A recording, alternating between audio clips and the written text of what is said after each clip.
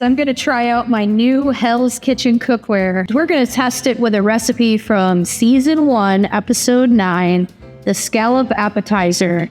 These pans are hybrid cookware. That means it's a combination of stainless steel and nonstick technology. So it's supposed to heat up very, very fast. We're going to give it a shot and see. I'm going to add a little bit of olive oil into the pan. Beautiful U10 monster scallops. We're going to give them some salt and pepper on both sides. Okay, here we go. 2 minutes on each side, and they're ready to flip. So check out that sear, guys. Wow. So we have our apple and celery and candied walnut mixture here. We're going to place it in the center of the plate. It's staying in the center of the plate. That's the idea.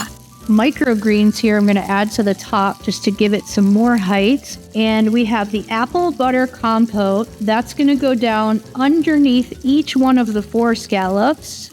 We have a tarragon mayonnaise. Okay, our scallops are done. Let's bring it over to our plate.